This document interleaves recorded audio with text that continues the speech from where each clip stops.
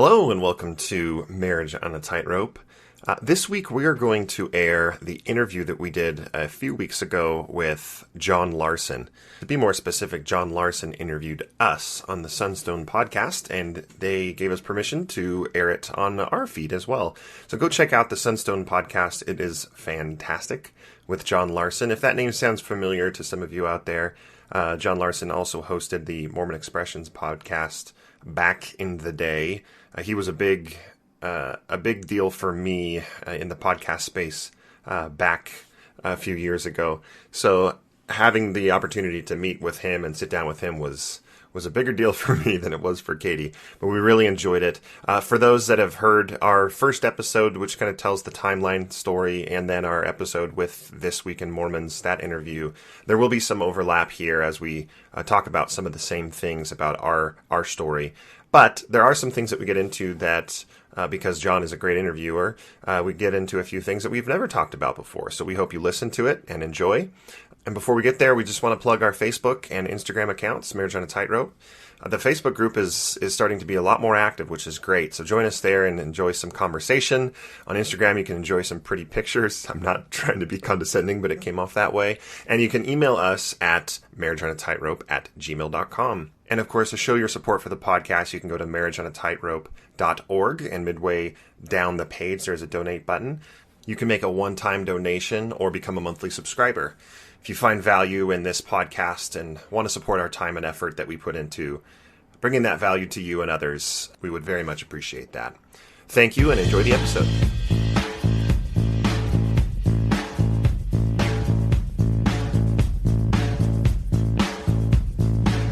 All right, welcome back to another episode of the Sunstone Podcast. I'm your host, John Larsen, and we're here in the fabulous Sunstone Studios. We're coming along. It's getting closer to being done. It's the best. I've seen the building.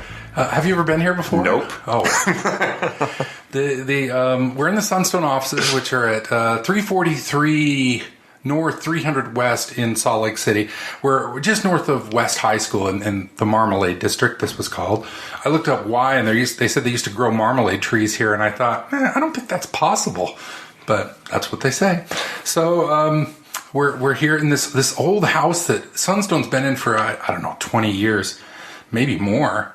And we've been cleaning it out and refurbishing it. We're going to have an open house here in a couple of months and let anybody who wants to come in. But thanks so much for joining me. We've got the back bedroom here that we're turning into a studio. And I have two celebrities. Hardly. I have Allan and Kattie. Right? And, that's right. And you guys are podcasters. We are the Mounts. So tell us all the name of your podcast, and let's put out the link to it first. Okay, our podcast is called Marriage on a Tightrope, and you can find us on Instagram at Marriage on a Tightrope, or you can email us at marriageonatightrope@gmail.com. It's a great name, by the way. Thank you. That is Katie's. You're the one who named it. I did. And you guys tell me this was your idea. Yeah, it was my idea. I think that there are not enough resources for people in our position. And one time I asked a leader if there was anyone I could talk to when we were going through this, and he said there was no one. And I thought two things. One, either a lot of people are lying to you, or two, they just don't feel comfortable enough to out themselves and talk about these issues. So I asked Allan if we should start a podcast, and he jumped at it. And I didn't expect that. And so just within a week we were recording. What situation? What? Yeah, what? We jumped the gun a bit. So the situation is that you guys are in what we call a mixed faith marriage. That's right. Right. I don't know if that's a good term. Yeah. What would you call it, John? I don't know. I'm trying to work on that we all are less divided, but I guess maybe I'll refine it. I like that, mixed. It's not because we use terms like X and anti and blah blah blah blah blah, but you guys are just trying to make things work. We're a blended marriage, maybe. Let's be clear. Blended faith marriage. If you're around anybody long enough that you're married to, you're going to discover you're in a mixed faith marriage on something. On something. Right? So true. At some point, they're going to say something. You're like, wait, what? I thought we knew each other. Well, yes, it is a service that's absolutely needed. And over the years, I've had a lot of opportunity to talk to different folks in the situation you're in, and it can be heartbreaking, but it can also be fantastic. And I've met some really amazing people in mixed faith marriages.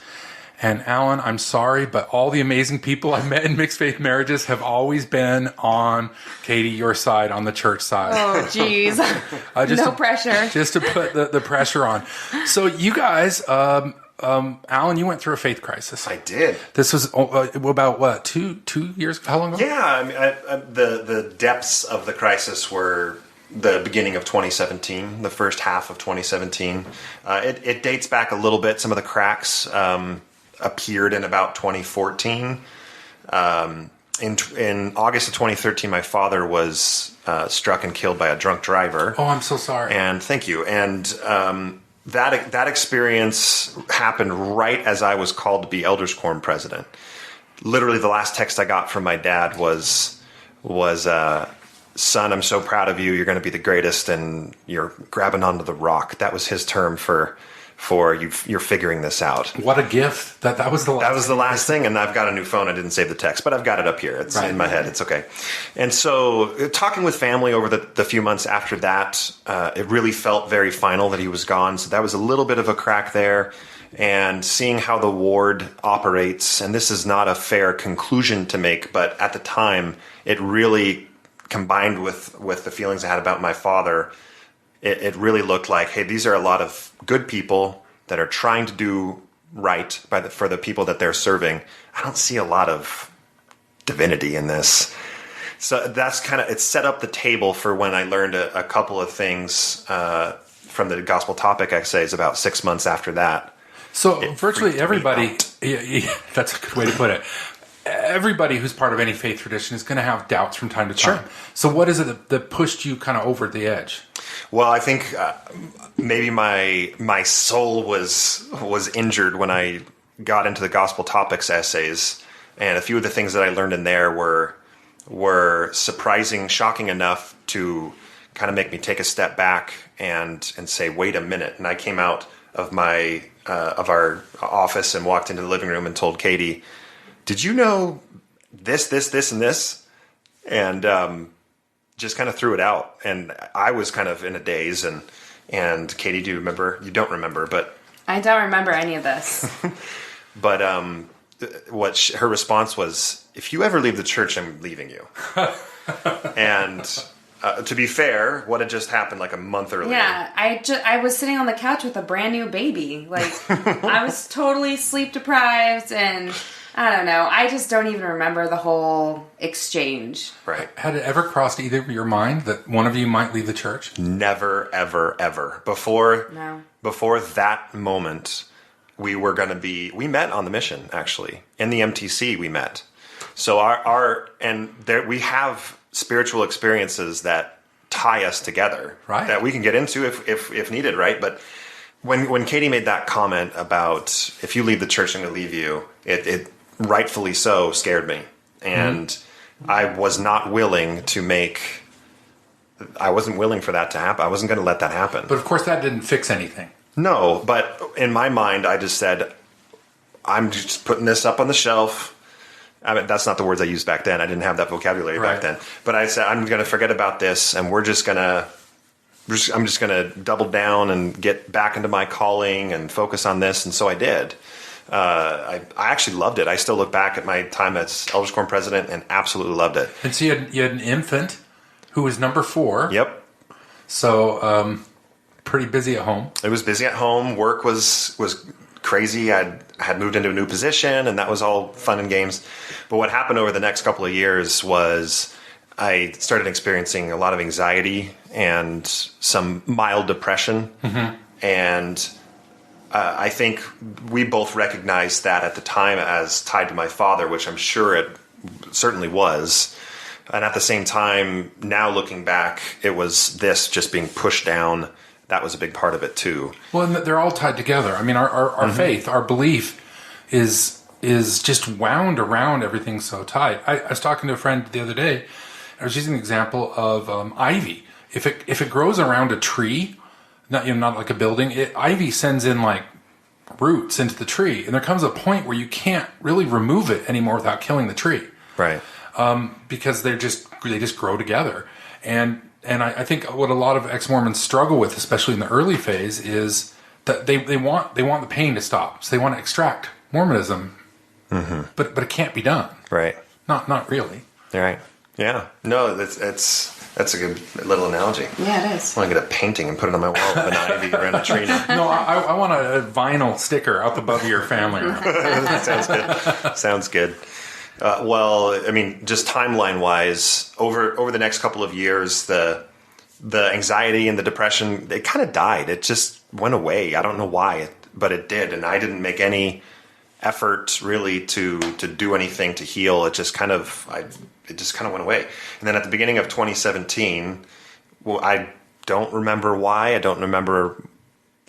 remember where. We were in our driveway in the car, and I turned to Katie and said, I think I'm ready to figure this church thing out. I really want to go and look into all this history stuff that I learned a few years ago. I think I'm going to do that. How was that, Katie? I was fine with it.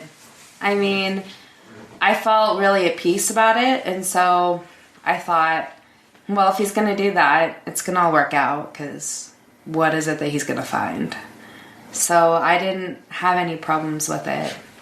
The problem that we talk about a lot, and the biggest regret we have, is that I wasn't along for the ride. I mean, he went and did it, and he studied for 6 months about everything and didn't tell me anything until we were taking a car trip out to Georgia where his family lives. And you have 3.5 days to talk in a car when you're trading off driving.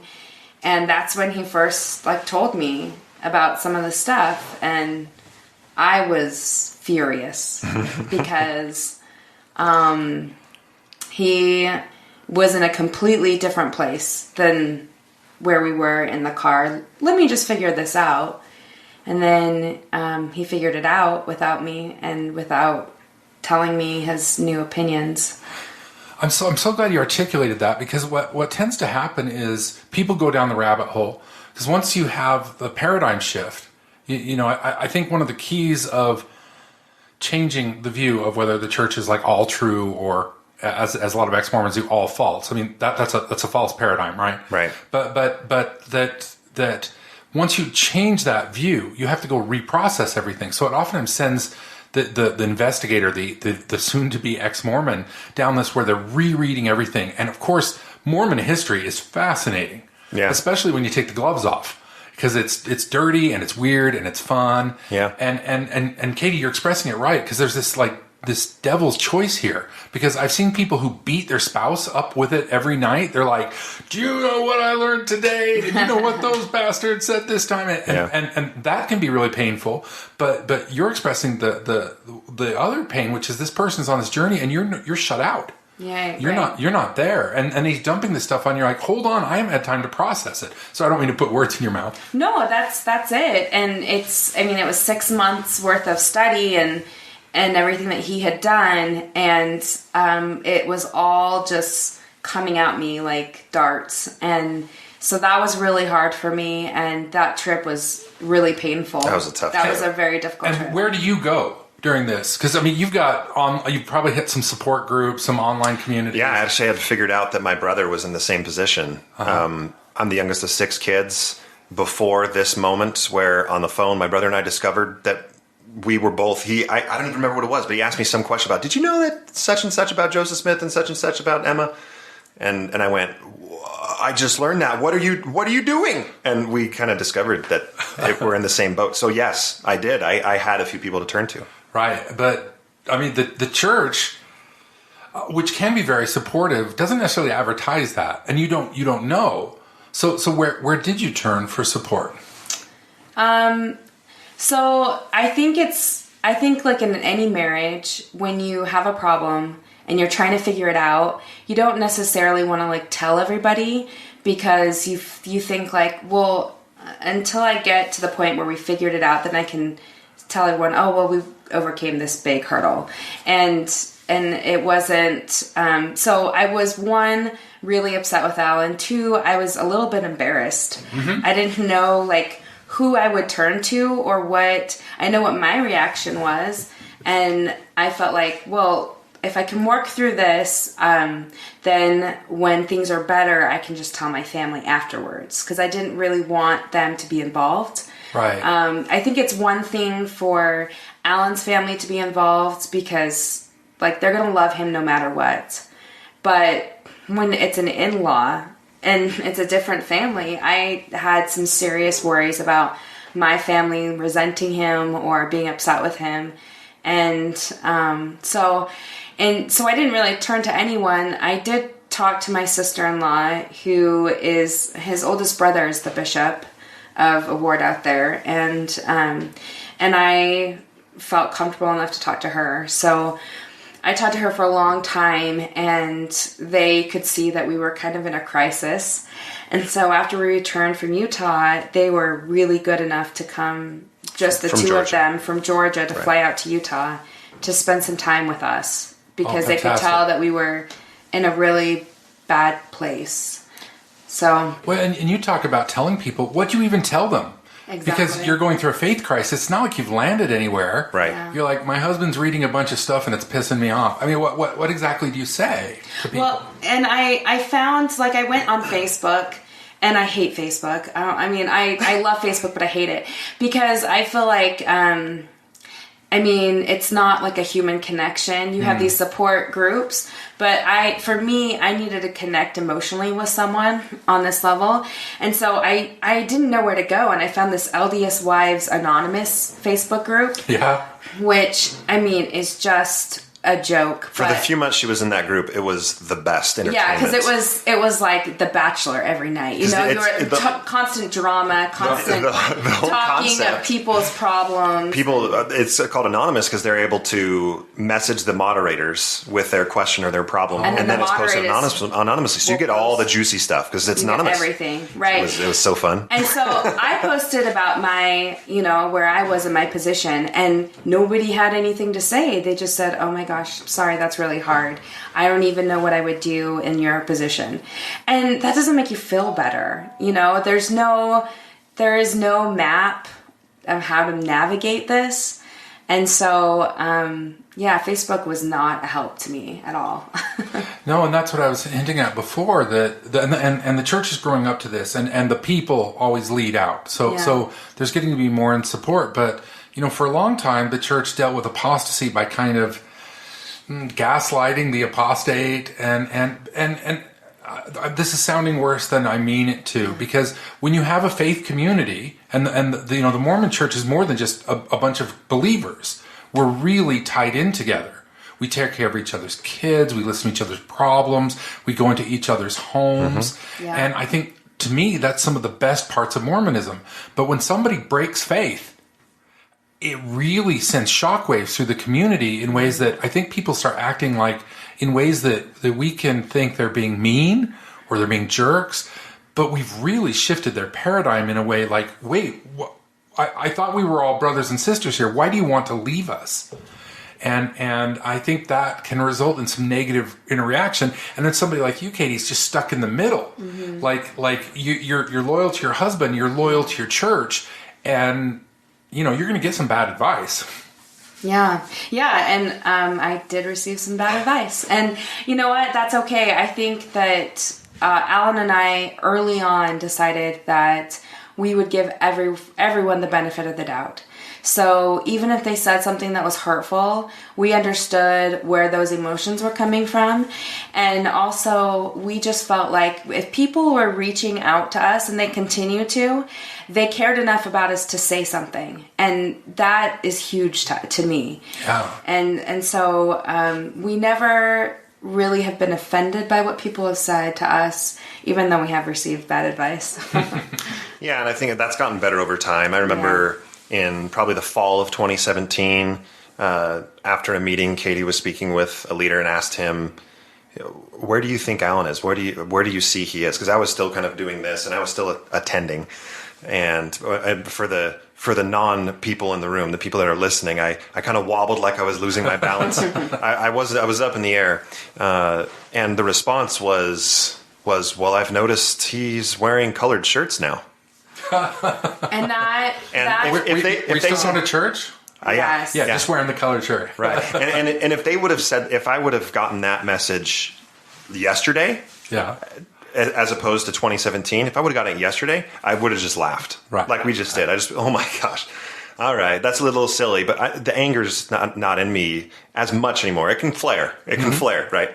But back then, I was mad. Remember you told me about it in the room, and I just said, can we just point out how ridiculous that? And I just went on a rant. We were both upset because it just seems so ridiculous that that's what you would look at. Not that, he's in the pew, like listening to what's going on, but because of what he's wearing, that's what you have a problem with. Right. And I think we both still feel that way, but our reaction isn't as tied to emotion as it once was. Right. Where really trying to get to a place where no matter who it is, I mean, yesterday I met for an hour and a half with the stake president.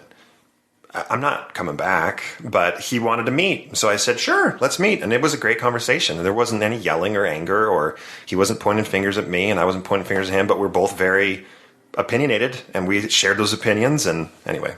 Fantastic. 2017, you're going through it. 2018, you launch a podcast. That's right. So Katie met with the stake president probably at the bottom of her emotional slope, if you will, before it started to get better. The stake president, it was someone in the stake presidency. Excuse me. And asked him, it was your conversation. You can talk about it, but yeah, I was going through the motions. I said, "There's no roadmap. I don't know how to navigate this. I don't know anyone in my situation. Not one single person." And my family, I would say, is a very traditional Mormon family, and all my siblings have been married in the temple. And there hasn't been anyone that has caused a wave, and here we are causing this big wave.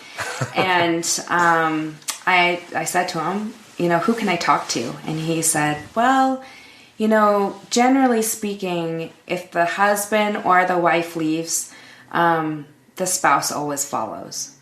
And that upset me.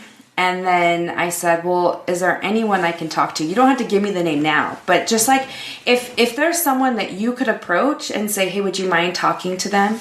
And he just said, no, there isn't anyone.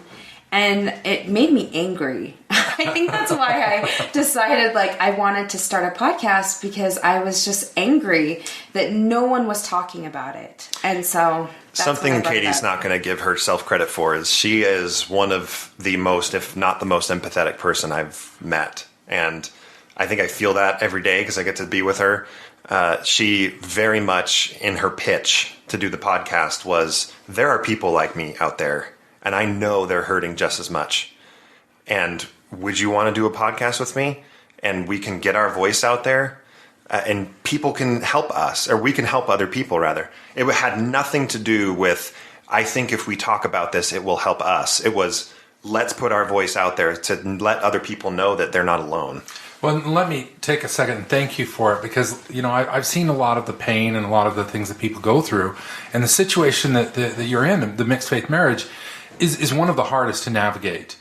And in reality, even if a couple leaves the church together, it's unlikely they're completely on the same page every single time. So almost everybody who's married, who one has a faith crisis, is going to go through what you're describing. And I think, Katie, you explained it well when you said, people feel embarrassment and they feel like a failure. Because as you were saying, we're supposed to get married in the temple. We're supposed to have this eternal family. It's the old joke is, in the church, you're supposed to, go to young women's and then, go get the priesthood. If you're a man, you all these marks, and then you get married, then you have kids, and then you die is the next one, right? Right. Like it's just keep going now. Yeah. And then it feels a lot of ways like you got off track. Like your heaven, even here on earth, just came crumbling down around you.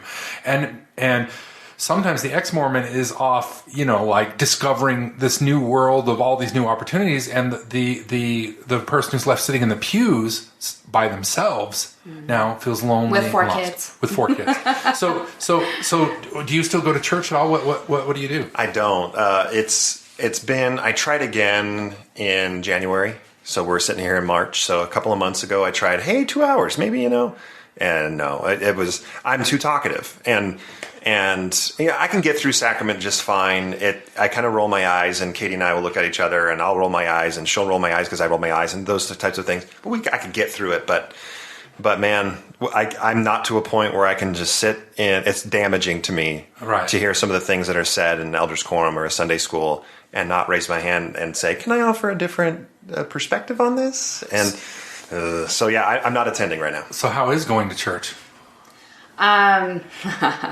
Well, this last Sunday was horrible. I mean, I'm going to be totally honest. Like, when it's hard and when it's good and when there are things that are great said and bad said, I will text Allan throughout church and say, like, "Oh man, guess who said this?" Or, I text Allan Sunday and I just said, I don't know, can I swear? I said, like, our kids are being assholes. I was so mad. Like, that's how pissed off I was at them.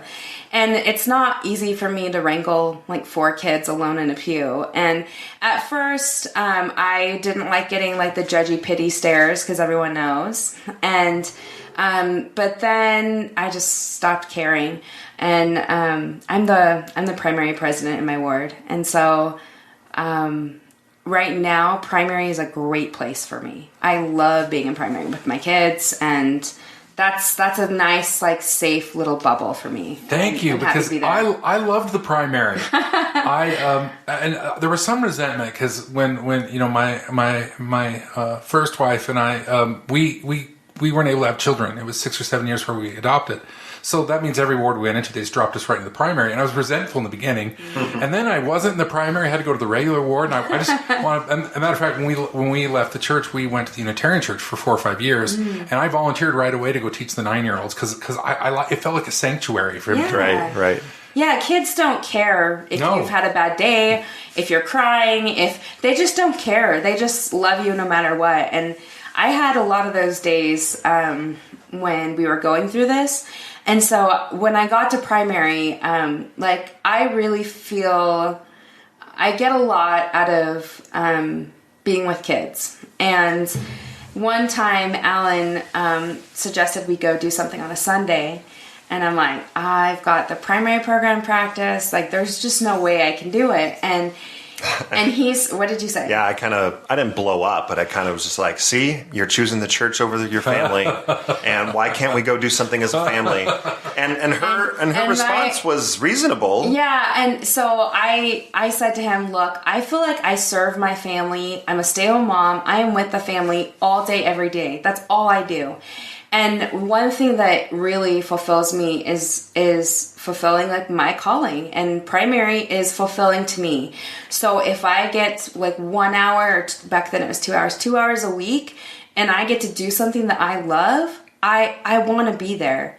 And he absolutely it was a light switch. Yeah. And that moment was big. For whatever reason, like, intellectually, I think I understood what she was saying before she said it, but when she said it, a light switch went off, and it was like, this is good for her. She's expressing that this is something that she needs, and that it helps her feel closer to those that she's serving, to her God.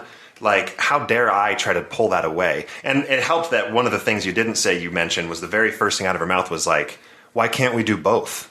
Why do we have to miss church to go hiking? Yeah. Why don't we go hiking after church? And I was like, well, yeah, I guess I'm just I'm testing you, I guess, which is rude. And so, those conversations have led to some, breakthroughs. But if you don't have the conversations, you don't break through. All right. Well, and this reflects on a piece of advice I gave in last week's podcast, which is a lot of people, when they leave the church or have a faith crisis, they want resolution.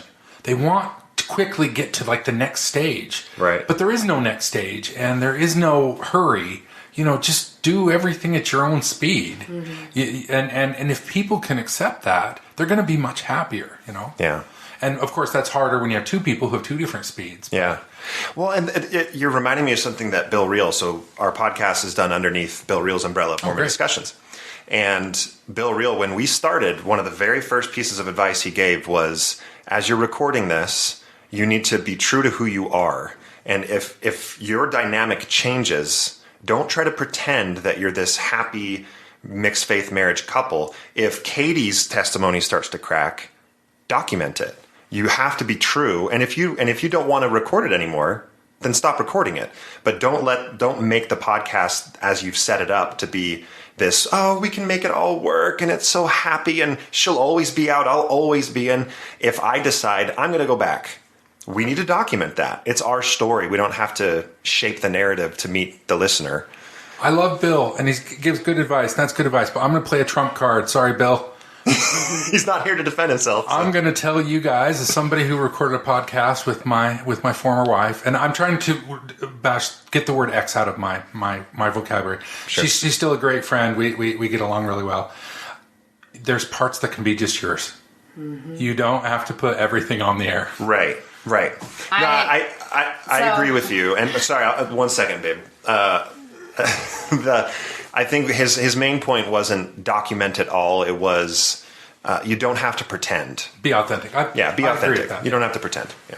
And along with that, it's funny because there have been episodes that we've recorded, and I've listened back, and I'm like, nope, sorry, delete, because they were not what I wanted them to be, or I think it was just like raw things. I cry almost every episode. I feel like, I don't really, but I just, there are some really big things that we talk about on the podcast that I think are helpful for other couples. But Allan is like really good about sharing everything, and I am not. And so luckily he's given me a lot of the creative control, so that if there's something that I don't like in an episode, or something that we disagreed on, or I'll say like edit this, or I'll say let's hold off on this, and maybe we can air it a little bit later when I feel better about it. Yeah, you say you've recorded about 30 episodes now? Yeah. Yeah, I probably have about 30 that I haven't aired. Oh, you do?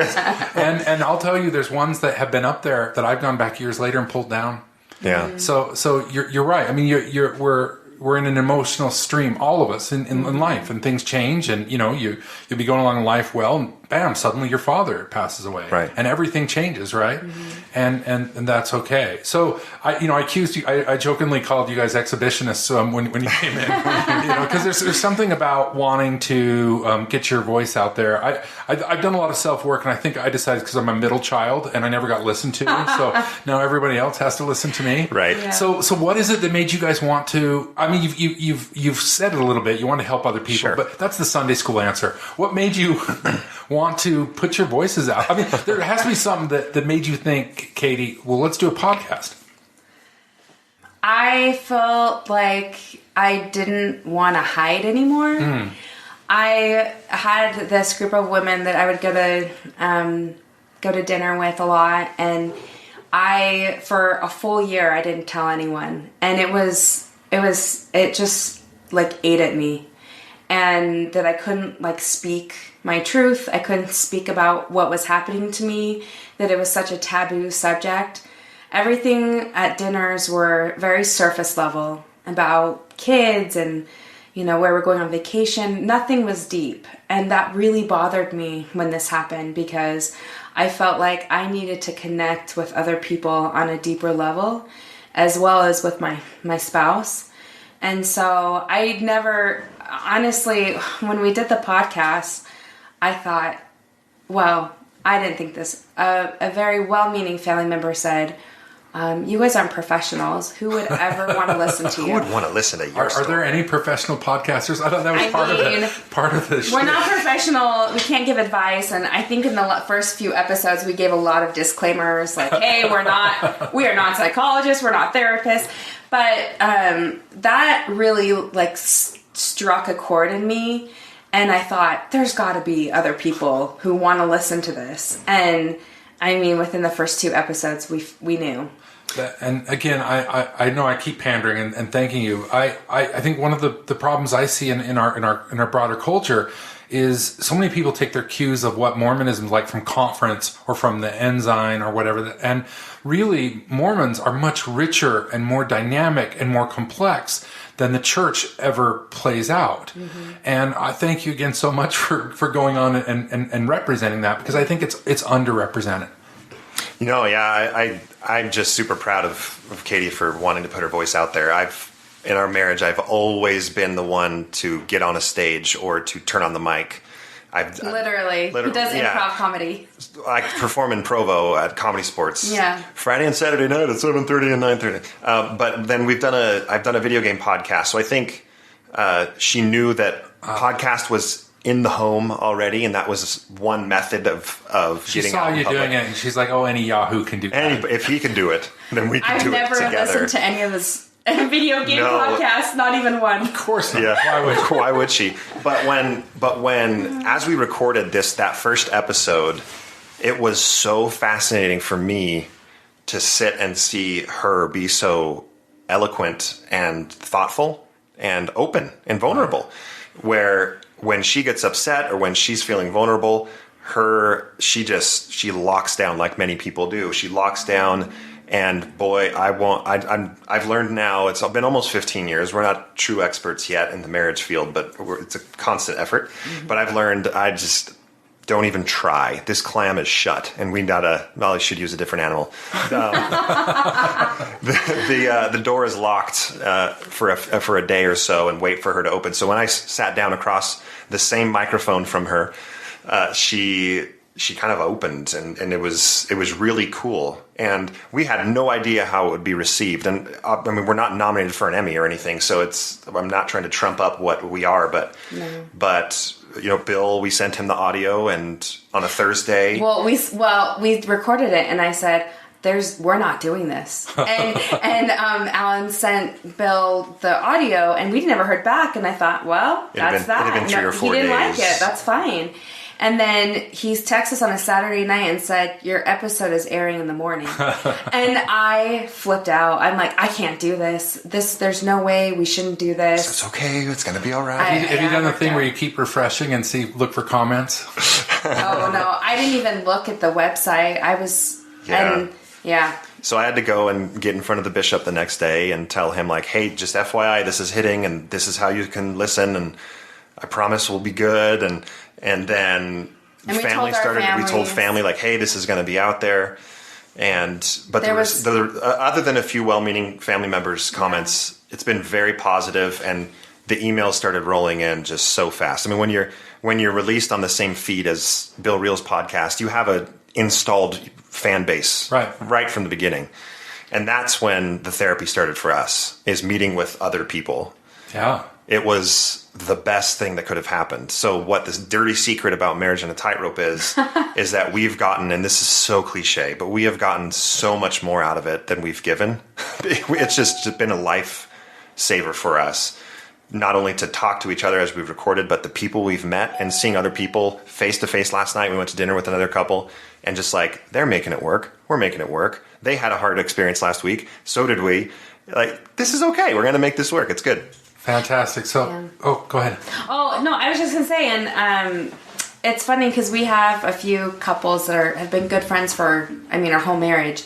But you find that as you enter different phases of life, different people come into your life that are good for you right then. And so, like, right now, while we, love the couples that we've been friends with for years, it's really natural and easy to meet with these couples who are in the same position. Yeah, for sure. Take care of yourselves. You can. And one of the most richly rewarding things of being involved in something like this, is you meet other people and you're able to help other people, but it can be a burden. Yeah. So I give you permission to turn off the email and not answer everything. You're saying this at the peak of our stress level with everything. We're at burnout. Like We are at DEFCON 4. It gets worse. And if DEFCON goes above 5. Oh, no. I'm just saying. I thought 4 was the top. Did I not know the scale? I'm just saying, you guys, I give you permission to step back. Because there'll be people who are in need, and you can't solve everybody's problem. But. So here's the question, and this has been like on my mind, and maybe you can give me some advice, John. But other than Facebook, how do you connect? We're the common denominator for most people, and we don't mind meeting with people and talking with people, but I feel like, there has to be a group of people that can just meet up on their own to give that support to each other, and I don't know how to do that. They are, and there's actually quite a few of them. Are there? Sometimes I make it sound like they're not, but what happens is the groups tend to form, and then they tend to break off from like a public access, and then new ones form. There's a lot of secret groups on Facebook, and they're secret just so people don't want to get like punched by their family or whatever that are out there giving this kind of support, but.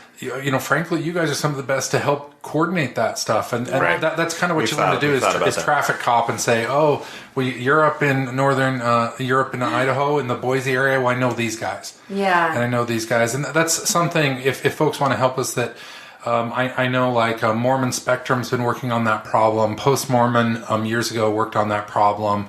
We're looking at ways to do. Hell, we did it in Whitefields. And don't be afraid to shuffle folks off, and just, most of the people are good. There are some toxic people out there. Right. But more is just, you've only got so much to give. Yeah. Right. And you're already putting so much of yourself out there on the podcast because it's emotionally exhausting. Yeah. And you have to recover. So, having said all that, what have you learned? Tell me about the arc since you've been on the podcast. How has it changed you? So as a TBM, I always call myself, like, at the beginning, I was a true believing Mormon, right? At the beginning, I didn't really understand all the issues. I feel like I have not done near as much as Allan's in-depth study, but I would categorize myself as a more nuanced believer, and I don't say that in a negative way. I think that I absolutely recognize where the hurt comes from for other people. It's easier for me to empathize with them. And I think that's a really positive thing. As well as, our communication between the two of us has just shot into the stratosphere. We are at this place right now. It's probably the best it's ever been in our whole marriage. But it's so weird how you can go through something like this and still feel completely connected to each other and have it elevate where you're at, just by communication and by working through things together. And the transition has totally done that for our marriage. And it's been really positive. There are I think that the very few negative things that I have in my mind were just expectations of my future. But if I just worry about what is the here and now, things are better than it ever has been. Right. Yeah. A couple of examples of things that have been signs of change and really breakthroughs. One of them happened live while we were recording, which was really cool, where I got it in my head to ask Katie, how do you know that I love you? And this is early on. This is episode 4. It was on Valentine's Day of 2018. And she listed off all of the reasons of how you treat me, how you treat the kids. You go to work every day and you work hard. You play with the kids so much, and you tell me that you love me, and you give me kisses, and it worked perfectly. I was hoping for that answer, and because the response was, you didn't say a thing about my beliefs. My beliefs have nothing to do with how you know that I love you, and vice versa. Doesn't make it easy, but we are together because we love each other, and that has nothing to do with our religious beliefs. That was a really big moment. The misconception that I don't want to portray, or the misinformation I don't want to portray, is that everything's easy. Just yesterday, I said to Katie, I'm like, can I tell you something that's been bothering me for a year?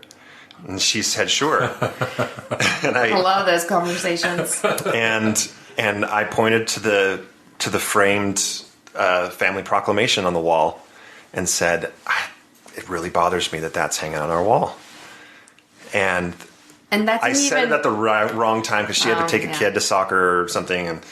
And so she ran out. But then when she got back, as soon as she walked in the door, we had both, it was almost like, ooh, maybe we should try this. Of just like, this is my problem. And then go away for 10 minutes or something. Because when she got back, she walked in the door and I put my hands on her shoulders and leaned over and said, I just want you to know I'm a reasonable person.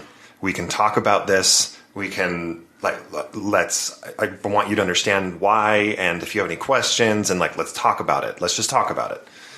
I love you. And that hasn't changed. And you sometimes just have to be very deliberate in how you do that. And so we talked back and forth a little bit. And I said, well, I mean, this is something we got when we first were married, and it's been sitting on the wall in every place we've lived in for how many years. So you don't really think about that kind of thing. And I said, is it the picture of the temple that bothers you? I didn't really get it. I knew that the Proclamation for Family, I mean, I understand why he has a problem with that. But I just had never thought of that. And so when he said, no, it's not the picture of the temple, because we were married in the Salt Lake Temple, and it's the proclamation. So we had a short back and forth about that, and it was great. It was fine. And one thing that Katie mentioned how personally she's kind of moved from a true believing to a nuanced believing. And for me, I'm so grateful. And I think it's happened slowly over the last 3 or 4 months, really very recent, that I can look at something like the proclamation to the world, the family proclamation, and see a lot of really great things. Well, and you're hinting there, so this is more for the listeners than you, but you need to do the same thing. Right. So many ex-Mormons are so orthodox in their ex-Mormonry. No, exactly. And then we get nuanced believers, which you have to be in this world. But unless you're a conspiracy theorist, you have to be a nuanced believer to believe in anything. Right. Yeah. When I hear ex-Mormons talk about cognitive dissonance, all this stuff, it's all true. But it's really true for everything. You can't be a Packers fan and not have cognitive dissonance. Right. You can't be an American citizen and not have a bunch of cognitive dissonance, right? so I think we on the ex-Mormon side need to ease up on everyone else, because sometimes we're so orthodox and so straight-laced, But you know what's sad, John, about not being so orthodox is sports is one thing. Is I'm a fervent Dodger fan, but ever since my crisis and this stupid empathy that has entered my life, I can't hate the Giants anymore. And when I graduated from BYU, and I look at the University of Utah, and I don't hate it anymore. And I'm like, no, there's something. It's fun to hate something. I want to be able to hate something. But well, I mean, I get what you're saying. For a lot of time, I was really angry at BYU. But I was down there. We went to see a movie that had been released, been produced. My wife and I, and we were just wandering around because we were there at the same time. We didn't know each other, and it's part of us. It's part of right. And it's just, I don't know. I think there's more joy to be found in the middle. I say that. Yeah. I say that, and I got accused recently of being a TBM myself.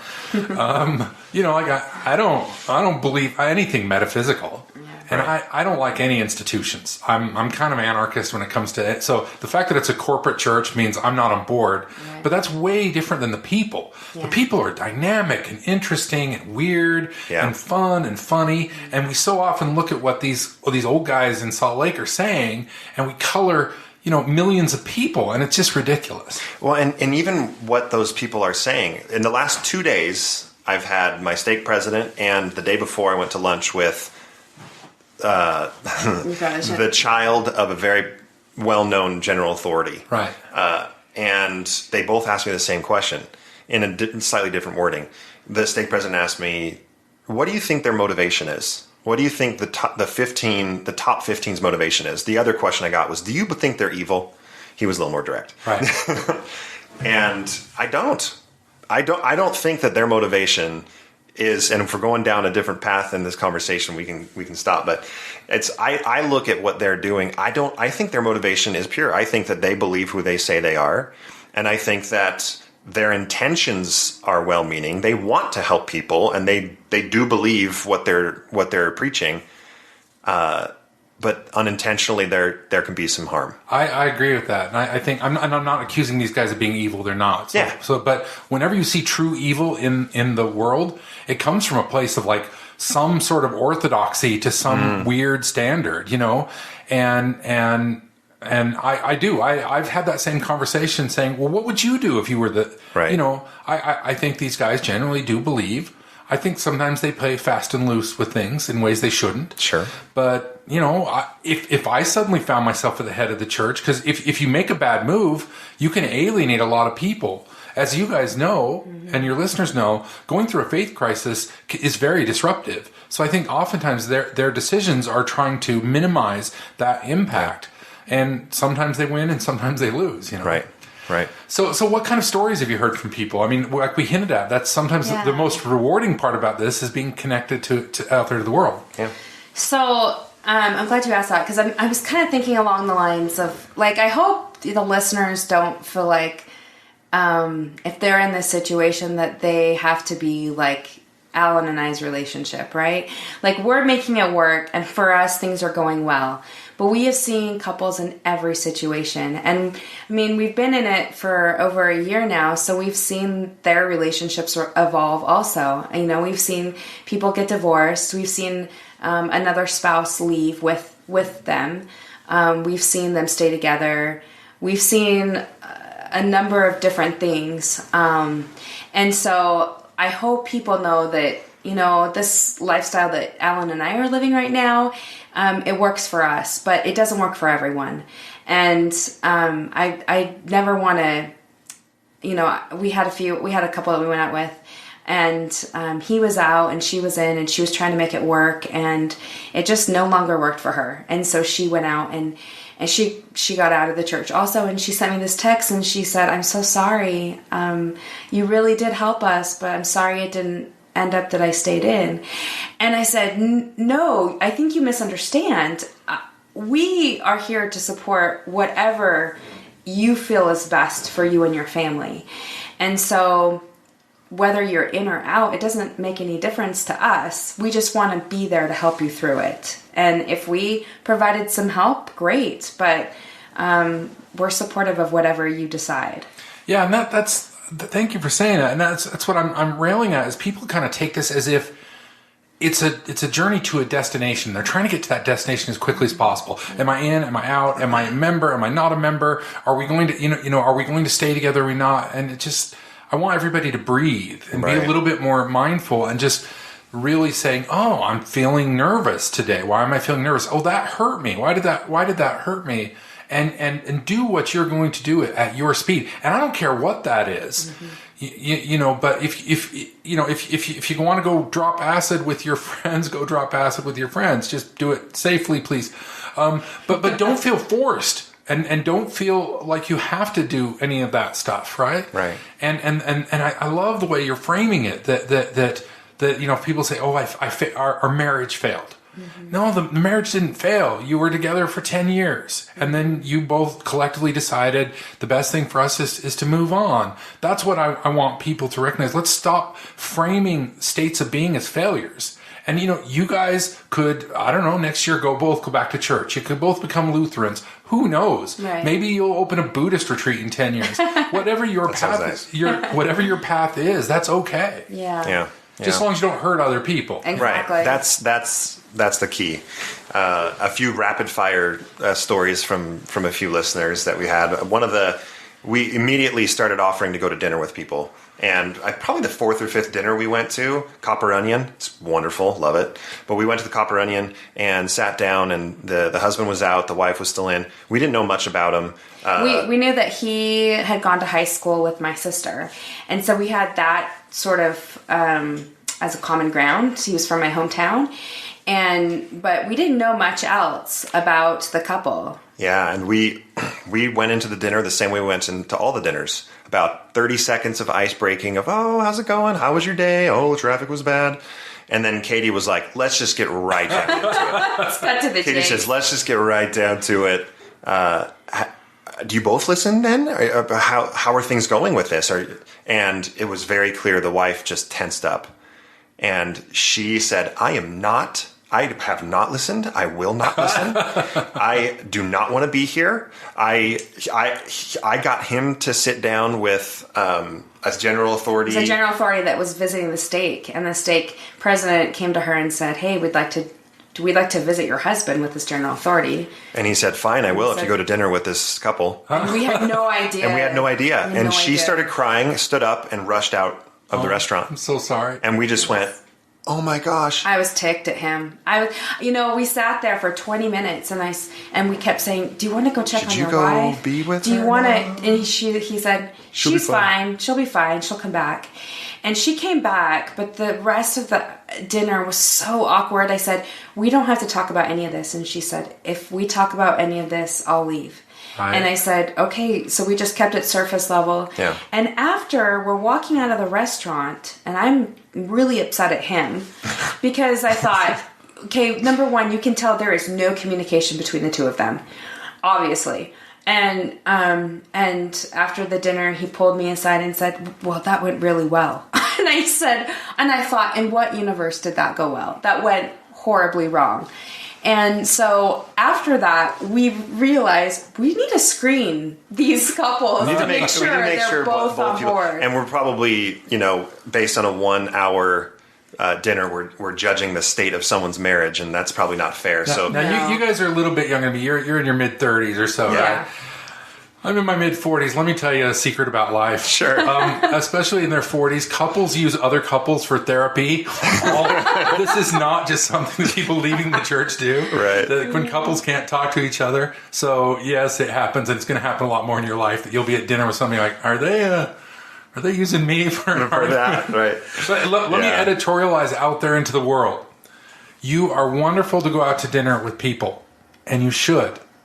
All of you folks out there, if you invite a podcast host, of which there is no money in podcasting, to dinner, you are obligated. See, I'm correcting all the sins that you are obligated to buy their dinner. Oh, no. I have been out to many, many, many lunches and dinners, and I'm fine, but it does get expensive. So please, if you invite these fine folks or other podcasters, other people, just recognize there's no money in this.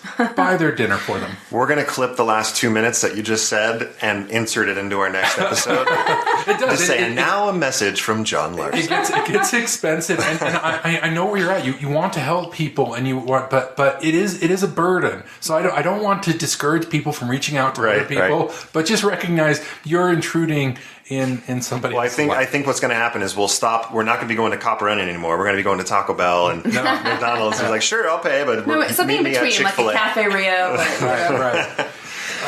Very early, I'll tell a quick story of one more listener. Never have spoken to the wife. Wife has not listened. But this gentleman reached out. We've gone to lunch probably 8 or 9 times over the last year. Great guy, and he has paid, and I have paid. We've kind of switched. They're not in a good situation in their marriage. It's a very difficult situation for them, and he'll get very, very specific about things that are happening, and she saw him with Grant Palmer's book, and she burned it literally and stormed out of the house, those types of stories. Well, one day I'm driving home from work, and I get a text from him, and I'll just say I was at a stoplight so I don't get in trouble. But I checked the text, and it says, and I hadn't heard from him in a few weeks, it says, I'm going to drive onto oncoming traffic. And that was it. And I called him immediately, and said, what is going on? We always met at Cafe Rio in Fort Union. Can you meet me at Cafe Rio in 15 minutes? And he said, yeah, I'll be there. And he was all broken up. So we met at Cafe Rio and we talked, and he was just in the depths of despair. And marriage is failing. This is not working. This is so difficult. And I got home to Katie and told her what happened. And I was a mess. I was just like, I can't do this. This is too much. I can't do this. Let's go record. So we went. Not my first inclination. So while the tears were still streaming, we hit record and just pled with people of just get help. And if it's not us, just get help, please. Don't let this, you guys, don't let this literally ruin your life. You can't let this happen. And the same gentleman about 2 months after that sent me a text out of nowhere that said, hey, my wife has threatened divorce. I'm no longer allowed to talk to you, so please stop contacting me. And I went, hey, more power to you. But you weren't contacting him. No, I wasn't. He was contacting me. But I said, that's fine, man. Completely fine. Like, I'm glad that you're taking it seriously. Best of luck. And then within a week, he was back calling me. Because his wife was out of town. And he's always in the car, and he's telling me, he's telling me, yo, I'll just delete the call log. And I'm like, bro. Anyway, so there's definitely some interesting interactions you have with people. The stakes are high, which is why you guys modeling it. And I really like that you say, hey, we're not like everybody else. But it does give people hope. And, I'm going to bring on a different couple that's bickering and fighting so that other people won't feel so bad. I mean, you guys are modeling. Really. What are we still fighting about? No, I don't know. Alcohol. You want to talk about alcohol? Oh, yeah, we were going to talk about the booze. Well, let's talk about alcohol. I was saying before we recorded, alcohol is for me, I talk about it a lot on the podcast because it's such a symbol of ex-Mormonism. Because it's the first thing that people are like, well, what can't I do? Well, I'm not supposed to have sex with, but I'm married, so I'll skip that one. Well, alcohol. Coffee. Let's go after that. Right. So where are you guys at on alcohol? Well, Katie drinks now, which is weird. But I'm just kidding. It's not that funny anymore because Mormons drink now. A lot of them do. Right? Yes.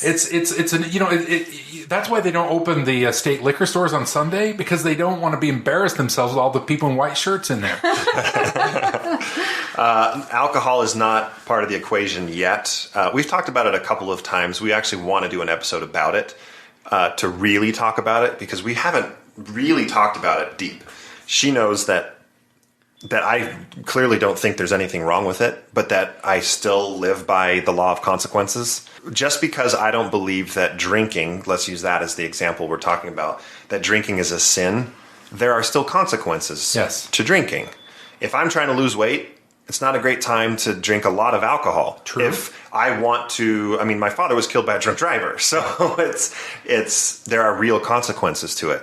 I've been able to stand back and see some family on my side who has left the church at the very same time I have start casually drinking, and I still haven't. I don't feel like I'm missing out right now. But I've seen them, and they've kind of explained at first. One of my brothers, well, I'm outing him. My mom's not going to hear this.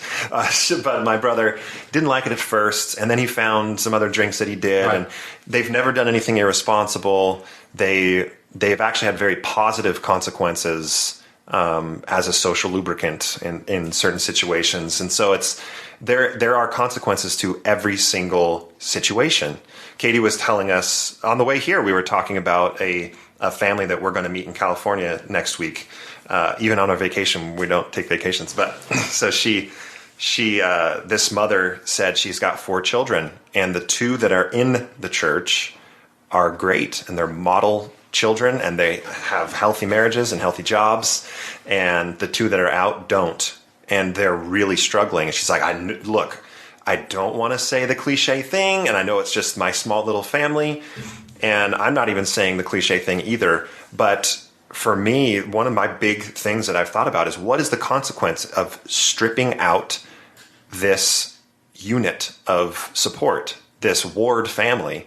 What am I going to replace it with? Right. Because I feel buoyed up by those around me. And I fought for over a year to keep going and be a part of it. And not from a I'm going to change it from the inside type of way. Well, at first it was like that. There was a little bit of it, Yeah. right? But I wanted to be there to get something out of it. And I don't think that's tenable for me anymore. But now I realize that and I go, well, shoot, what am I going to do so that I can still have all the benefits of that community? Alcohol is a choice that people should think about. For me, it was 4 or 5 years after I lost my faith because I had alcoholism in my family. Yeah, it's not something, and I think I'm going to put together a show where I'm going to bring in some ex-Mormons who became alcoholics. Yeah. So we can hear about of course I drink. Yeah. And I think it can be an enriching part. I actually don't drink that much. I drink a little bit. But I invite when you guys decide you want to have your first drink, or it's a together decision. It's one I advise you need to make together. Right. Don't sneak off and take a drink. And that's one thing that he's we've never talked done about that. very deliberately. There will be no secrets. Right. If I feel I need to make a change in my behavior, I'm going to say it. Luckily, my mess up of not communicating a change I was going to make was a relatively minor one. I stopped wearing garments.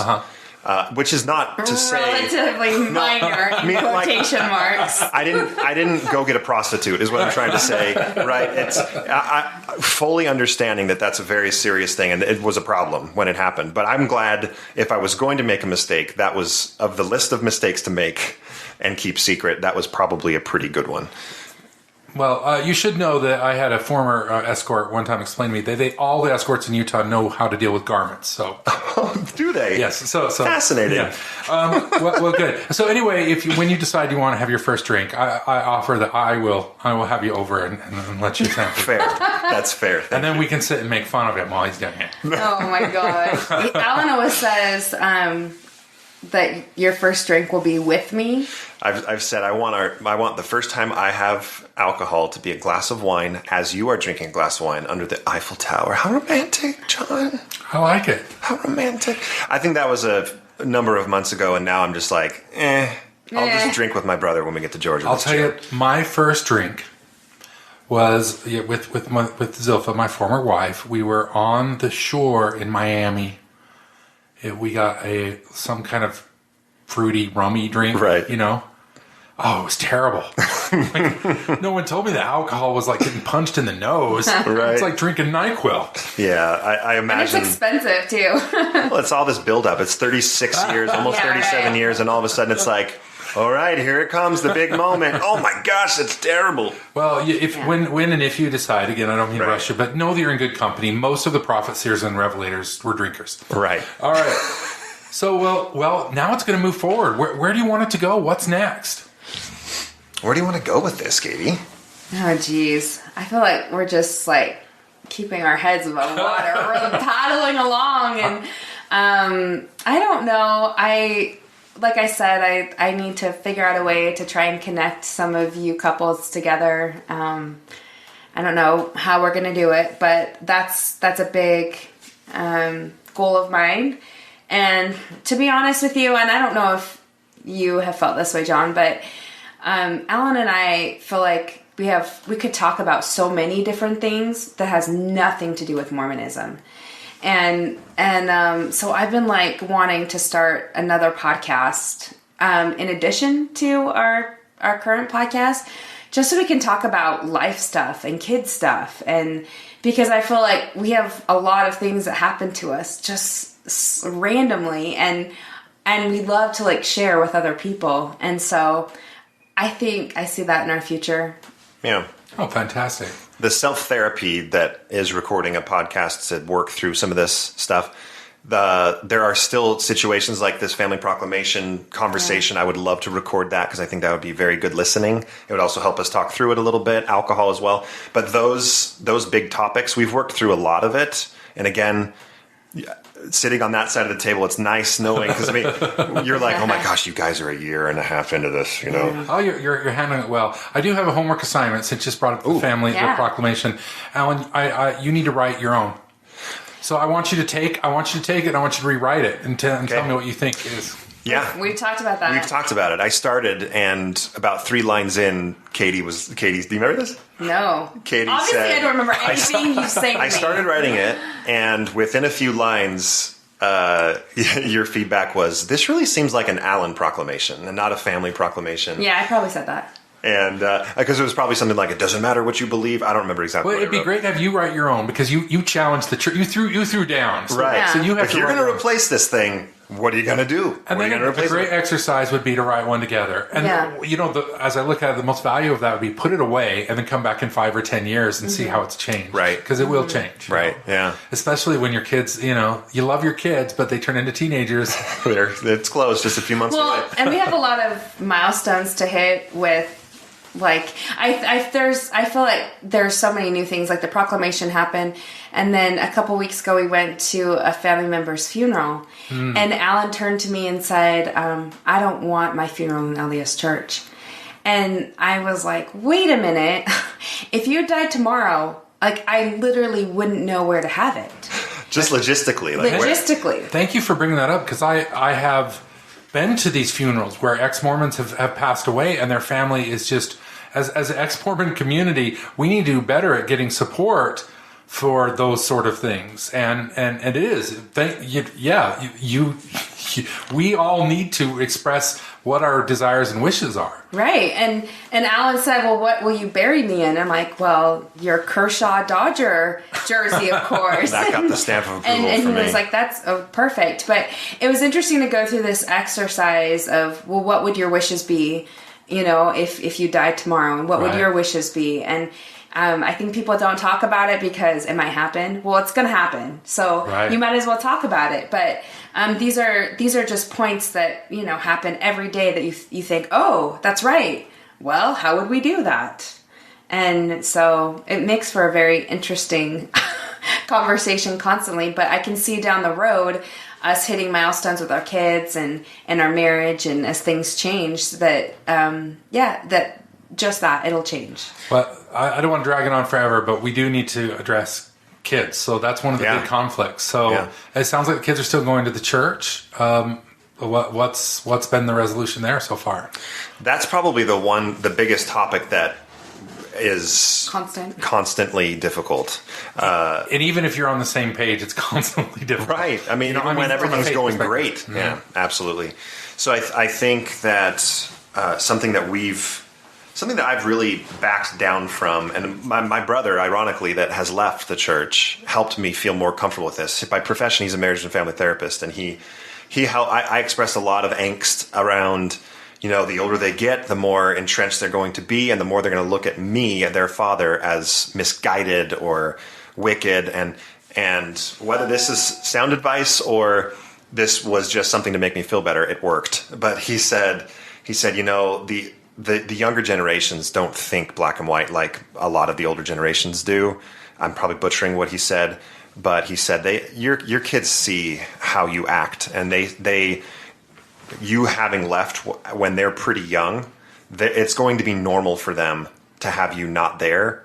So when they hit those stages where they're being pushed hard to prepare for a mission and get into dating and all those things, they're not going to look at you as the outcast. They'll be more likely to defend you when people try to say that you're the outcast. And I don't know what you think about that, John, but when he told me, I was like, it helped for some reason. So for me, if the kids choose to be there, that's fine. Currently, they don't really have a choice, and I don't love that, but they go. That's the standard. Okay. That's the standard. But let's go. Let's work through this. This is what our podcast is like. Let's work through it. Let me chime in here, because the kids have a choice. They have never. I mean, our oldest is hard, and he has said to us, "I don't want to go because I'm tired." But we decided that if they don't want to go because they're saying something that they don't like, or it's being hurtful to them, that's one thing. If they just don't want to go because they're being lazy, that's not a good enough excuse, at least for what we've talked about. And to be honest, none of them have said, I don't want to go. Not one of them.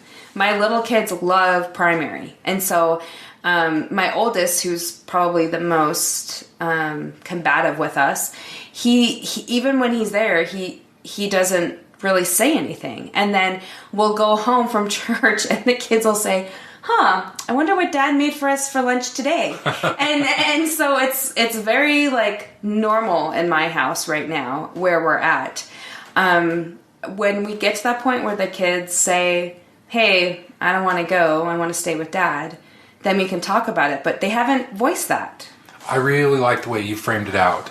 Yeah. And my advice after watching a lot of people struggle with this, even like as the couples have left the church together, what to do with their kids.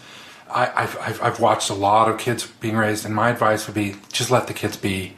I was reading recently, and research is showing over and over again, it really doesn't matter what you say to your kids. What your kids learn is they learn by just watching you. And the kids are going to learn more by watching the way you guys interact, the way you guys are a couple, than whatever you believe about the universe, right? Yeah. And they're going to go their own way. But I do like that of saying, you don't have to go to church, but it needs to be a conscious decision. Right. Because, they'll come an age at 15 or 16 where you can't make them go. I mean, you can make them go, but it won't do any good. Right. And they're going to go their own way anyway. Yeah. And you're their parents. I mean, this is something that divorced couples learn, because no matter what happens, one of the couples is not going to have as much time with the kids, one of the members of the split marriage. And that gives a lot of angst for people who want to be there as parents. Mm. It is really devastating if you're a father. It happens to fathers more often than mothers, but it does happen to mothers. And you want to be there for your children, and now you're seeing them every other weekend. Well, the research has shown that if you're there and involved in the kids and they know they care about you, it doesn't damage the relationship. And I think faith-wise, it's the same way, that what you're modeling is, hey, we're two adults who love each other and we can believe different things. And you're part of our family too. You can believe different things and we still love you. Right.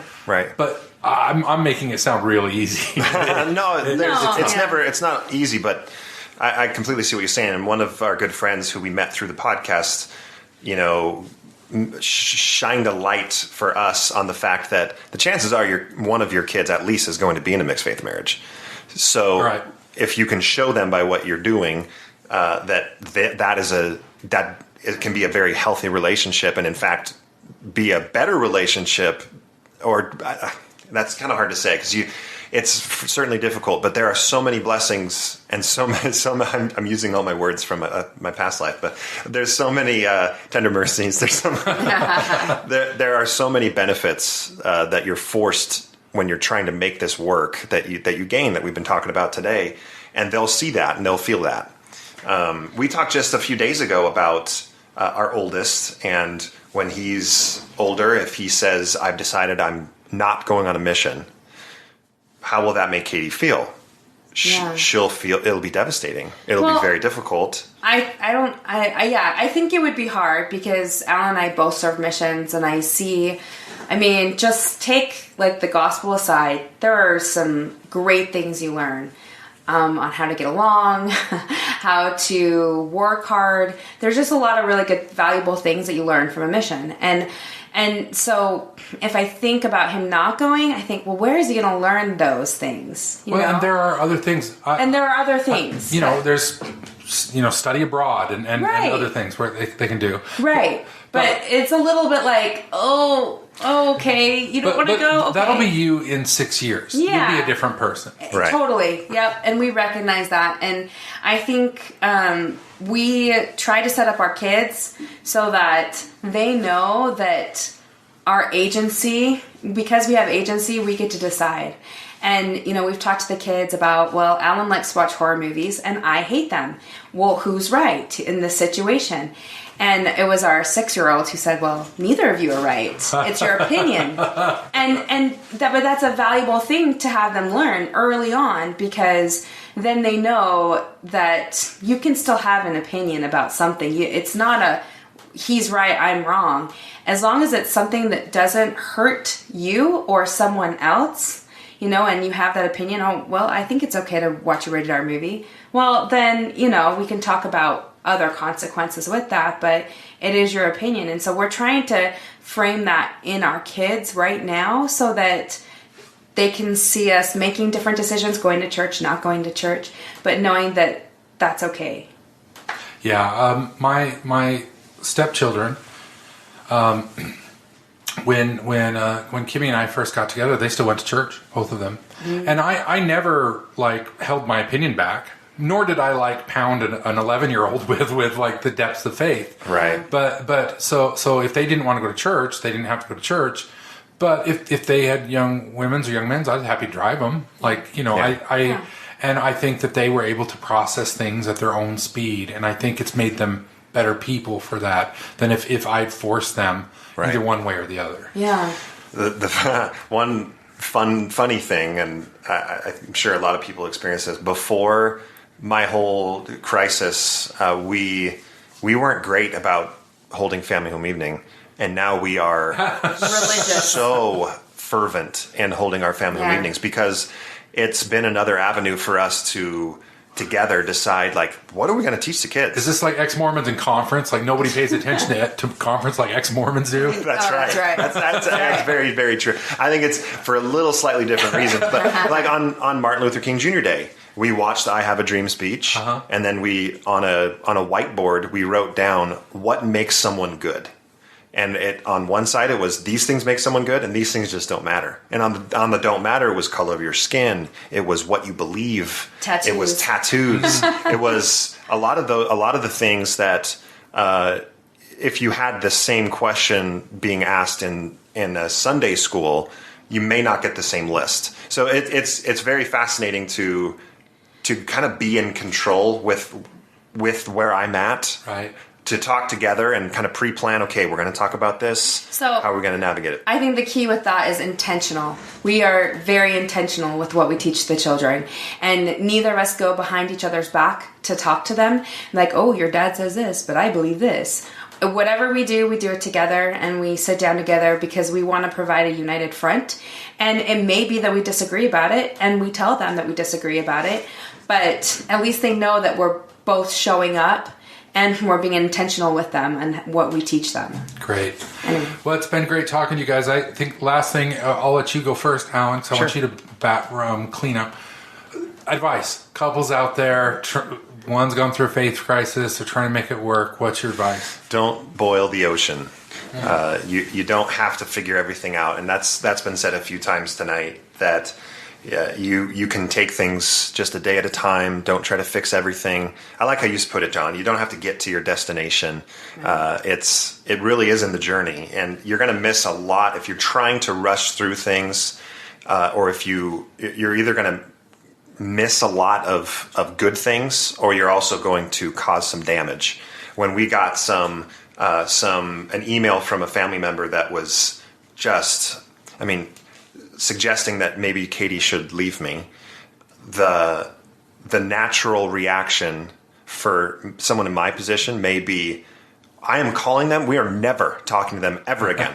But instead, I knew, because of where we were at, with me and Katie were at, that that wasn't even an option. That was off the table. So how we responded was going to not affect our relationship as a married couple. It was going to affect our relationship with this family member. What do we want? Do we want this family member in our life? Yes, of course we do. So let's be really careful about how we respond here. And me saying that to Katie when she showed me the email, because it wasn't sent to me, of course, that was a big moment for us too. And so that's just one example of just be thoughtful, take your time. If you're in the depths of hurt and anger, you are in every right to feel that way. It will go by the wayside, and or at least be easier to control over time. Yeah, so true. I would say something that I really needed that I didn't have was a cheerleader. So if you have someone that you can confide in or you can talk to that could just be support, just someone to listen to, just have one person on your side, and that's not necessarily giving you bad advice, but is there to listen to some of your frustration and some of the anger that will eventually come out, because everyone needs just somebody to talk to. And you see that with the couples we talk to, that sometimes these dinners are a volcano and they haven't told a single person, and we're the first people that they're talking to about it. And so I've really learned that either side, wherever you are, have a person in your corner that you can go to. And don't be afraid to seek out counseling for yourself or as a couple, because a lot of times those lines of communication are severed, and it's easy for someone else to talk about it because you're not emotionally attached to that person, but when it's with your spouse, it's a different story. And sometimes you just need an objective eye to go through and help you. And I feel like that if you don't have good communication lines, that's probably something that should be on the top of the list, which it takes time and money, but it's worth it. Great advice. And there are a lot of good therapists in Salt Lake and everywhere who are used to dealing with mixed faith. If you're not in a predominantly Mormon thing, you can find, especially Jewish counselors, especially ones who deal with Orthodox Jews, are very used to dealing with the belief, non-belief segment in the culture. So there's a lot of folks out there who are versed in dealing with these sorts of things. And if you need help finding a therapist, if you're in the Greater Salt Lake area, you can contact me. My email is johnlarsen@sunstone.org, and I'll refer you to somebody. Heck, if you contact any of these organizations, contact information for you too. marriageonatightrope@gmail.com. And again, give us all your social media presence. Well, we're just on Instagram at Marriage on a Tightrope, but Allan runs our Facebook account, which is also Marriage on a Tightrope. Yep. And you can go to MormonDiscussionPodcast.org to find us. Or subscribe via the podcast app of your choice. Right. Well, fantastic. I look forward to hearing from you in the future and seeing how things are going. You know, life is a journey. So thank you so much for sharing it and modeling that, there are ways that we can get through all this. Thanks again, everybody, for listening.